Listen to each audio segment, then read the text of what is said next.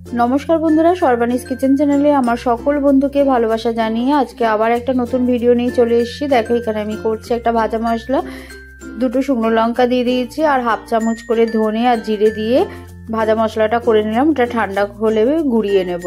এবার সর্ষের তেল দিয়ে দিয়েছি, দিয়ে তার মধ্যে বাদামগুলোকে দিয়েছি, বাদামগুলোকে একটু ভেজে নিলাম, দিয়ে দিলাম সর্ষের তেলটার মধ্যে নারকেলটাকেও ভেজে নিলাম। খুব বেশি যে লাল লাল করে ভাজলাম তা কিন্তু না, অল্প একটু বাদামি বাদামি হলো, এই পর্যায়ে নামিয়ে নিলাম। দেখো আর একটু দিয়ে দিলাম সর্ষের তেলের মধ্যে আদা কুচিয়ে, একদম ঝিরিঝিরি করে একটু কুচনো আদা দিয়ে দিলাম কাঁচা লঙ্কা কুচিয়ে পরিমাণ মতন, দিয়ে সেদ্ধ করা মোচাগুলোকে দিয়ে দিলাম। দিয়ে একটু ভালো করে নাড়াচাড়া করব। আর আমি দুটো আলুকে সেদ্ধ করে রেখেছিলাম, সেগুলো একটু ম্যাশ করে দিয়ে দিলাম। দিয়ে লবণ হলুদ দিয়ে ভালো করে নাড়াচাড়া করব। নাড়াচাড়াটা কিন্তু খুব সুন্দর করে করতে হবে, যাতে মোচার যে একটা স্মেল ছাড়ে সেই স্মেলটা যাতে না ছাড়ে। সেদ্ধ করার পরও দেখবে মোচার একটা কেমন একটা স্মেল ছাড়ে, সেটা যেন না থাকে। এবারে বাদাম নারকেল ভাজা ভালো করে মিশিয়ে দিয়ে এবারে ভাজা মশলাটা দিয়ে দেবো, আর দিয়ে দেবো একটু চিনি, কেন একটু মিষ্টি মিষ্টি স্বাদ হলে বেশ ভালো লাগে, তাই একটু পরিমাণ মতন চিনি দিয়ে দিলাম। আর দিয়ে দেবো ভাজা মশলাটা দিয়ে ভালো করে নেড়ে চেড়ে নামিয়ে নেবো।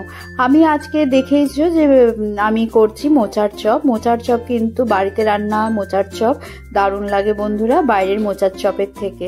এইভাবে তোমরা অতি সহজে বানিয়ে নেবে, দেখবে খুবই ভালো লাগবে। দেখো ভালো করে নাড়াচাড়া করে লাস্টে ভাজা মশলাটাকে দিয়ে এবার নামিয়ে আমি ঠান্ডা করে নিয়েছি। এবারে হাতের মধ্যে নিয়ে যে যেরকম শেপ করতে চাও, আমি এগুলোকে যেরকম চপের মতন সেরকম করছি। কেউ হয়তো লম্বা করতে পারো, কেউ হয়তো ডিম্বাকৃতি করতে পারো, যে যেরকম ভাবে করতে চাও সে সেরকম ভাবে করে নেবে। দেখো আমি পুরো আলুর চপ যেরকম আমরা করি ঠিক সেরকম ভাবে করছি। আর যেই পাত্রে আমি বেসনটা নিয়ে নিয়েছি, বেসনটাকে গুলবো বলে, সেই পাত্রেই মোচার চপগুলোকে গড়ে একটু বেসনের গুঁড়ো মাখিয়ে রাখছি।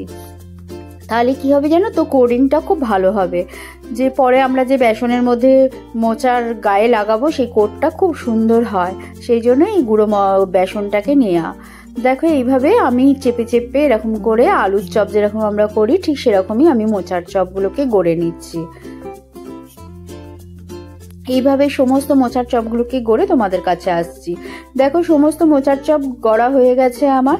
এবারে যে বেসনটা আছে তার মধ্যে দিয়ে দিলাম পরিমাণ মতো লবণ, দিয়ে দিলাম হলুদ গুঁড়ো দিয়ে দিচ্ছি, আর দিয়ে দিলাম একটু কাশ্মীরি লঙ্কার গুঁড়ো, একটু কালারের জন্য, আর কিছুই না। আর একটু মিষ্টি দিলাম স্বাদের জন্য।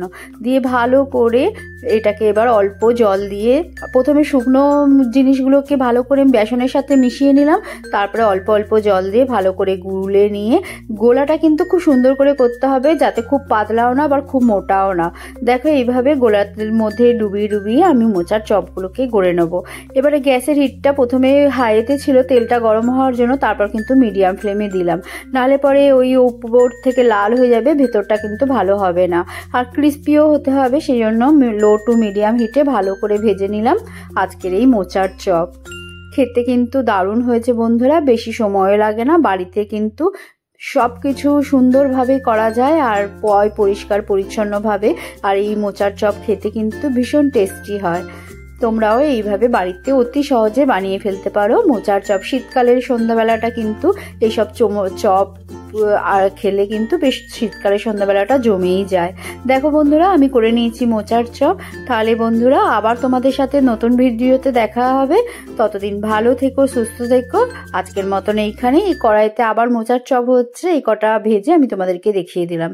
তাহলে আবার নতুন ভিডিওতে দেখা হবে। সকলে সুস্থ থেকো, ভালো থেকো।